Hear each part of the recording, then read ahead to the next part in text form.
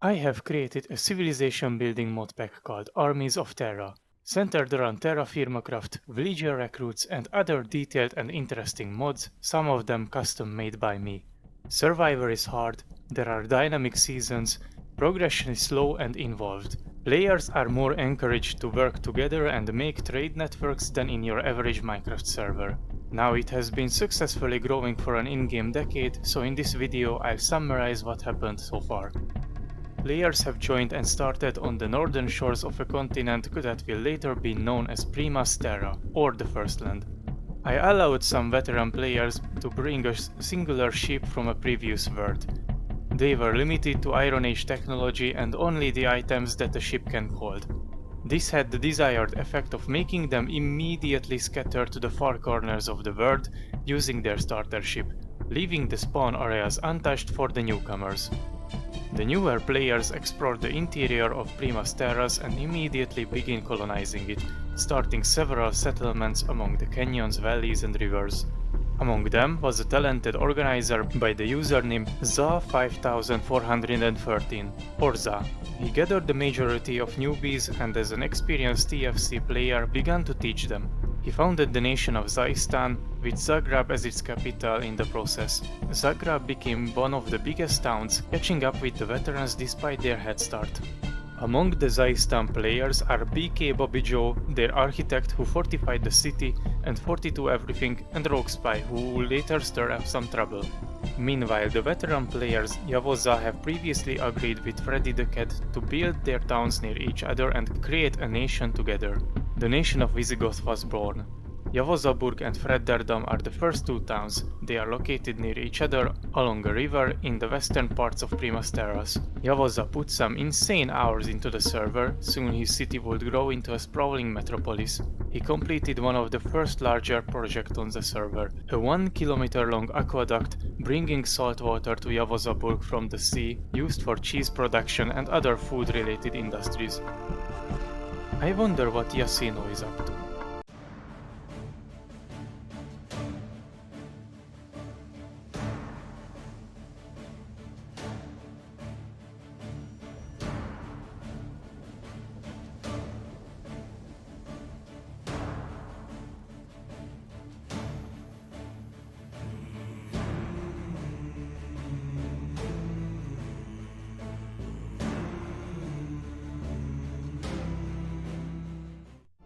Anyway, I was also busy. Whenever I didn't have to fix bugs, I played Survivor with my friends. I have traveled east discovering the continent of Estrala. I found a natural choke point in the sea and built the city of Corvinberg there. We later created the nation of Avernia, the third nation on the server. Another veteran player, Romagek, have settled the town of Kiev at the eastern side of Prima's Terras, the very convenient location. He would become one of the first trading partners of me, supplying me with paper and sugar in exchange for bronze. Kiev as of now remains an independent town. Now what is Yasino doing? He said he'd make his own town soon.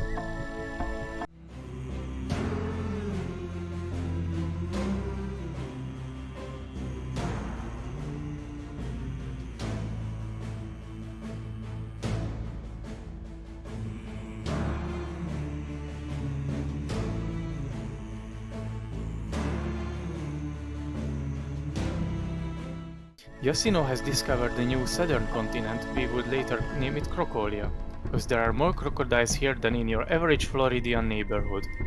Consequently, the crocodiles themselves caused higher casualties than the average Floridian bar fight. Every time someone entered this godforsaken continent in search of ever-precious kaolin clay, they will die at least once to crocodile attacks. Elsewhere, the veteran player Star Wars nerd guy traveled north from the spawn region. He built the settlement of Raystown, named after his friend Captain Ray. He is the vanguard of his group and is tasked to prepare a defendable fortress until more of their friends join the server. He defended valiantly against an undead army raid which bugged out and spawned more waves than it should have, so he was dying repeatedly against overwhelming odds. He didn't give up and eventually defeated the undead. Back in Prima's Terras, Zaistan swelled in numbers. Zal decided to use his manpower advantage to claim a bigger heartland for his nation. He sent several of his teammates to settle new colonies in the surrounding land, such as Roguespia, Grievis, or the Villa of Cinder. Later Limnion will be established down in Crocolia. Yassino would also settle down in Crocolia, but he abandoned his settlement to explore some more.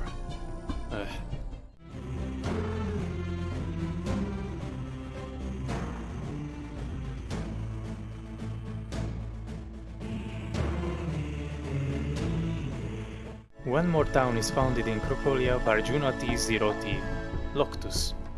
Their friend group would begin constructing beautiful Khmer-style temples deep in the jungles. Meanwhile, Star Wars nerd guy had business ideas. He lived in the north, so he had no easy access to paper, sugar or jute fibers. But he had plenty of ores to create black steel. Rogue Spy invited him to exchange resources. They agreed to meet near the neutral town of Kiev. At first it looked like valuable trade deals would be made, until 42 Everything and Rogue Spy asked Star Wars nerd guy to show them his armor, thinking he could sell more armor in the future if it is impressive enough, and somewhat naively he did that. In that tense, confusing moment, the server's first murder happened. 42 Everything claimed they were attacked first. Star Wars nerd guy claimed he was robbed. What transpired was a cold war of sorts between their respective factions. Racetown, despite being far in the inhospitable north, gained enemies. The Zaistan players would later also steal a ship and kill cattle belonging to Racetown, making the encounter only the first of a number of grievances between the two groups. The leader Za would later try to smooth things over to no avail. Star Wars nerd guy would tell on to most of the server that the Zaistan players are robbers and aggressive warmongers. Due to this bad reputation, some of the new players refused to join Zaistan, among them Yuna, who asserted his town's independence despite the pressure from Zaistan, and Jolly Deep, who left Zaistan in favor of Racetown. Za tried to redirect the aggression to more practical targets, and have briefly posted a picture about his claims, which included the independent town of Kiev. This raised even more eyebrows, and Zaistan was getting diplomatically isolated. Other factions began discussing the security risks Zaistan posed, some in secret, some openly. Deekman, another veteran player, arrived later. He spent hours traveling the dangerous wilderness in search of the nation of Vizigoth which he wished to join. He died several times to the wildlife of Prima Stellars. When he did make it to Yavozaburg, he got himself stuck in an apartment. Yavoza wasn't online to add him to the town or free him for quite a while. After all that was resolved, under Yavoza's instructions, a new Visigothic town would be created, Dikersloot. Yassino, satisfied with his explorations of the new world, joined Deekman along with a few more of Deekman's friends. They later made dubious claims that a mysterious invisible entity came down from the heavens and created an everlasting fire in the middle of the town. Yassino and Deekman began a cult and built a temple using this ethereal flame. I'm sure this will have no significant ramifications in the future.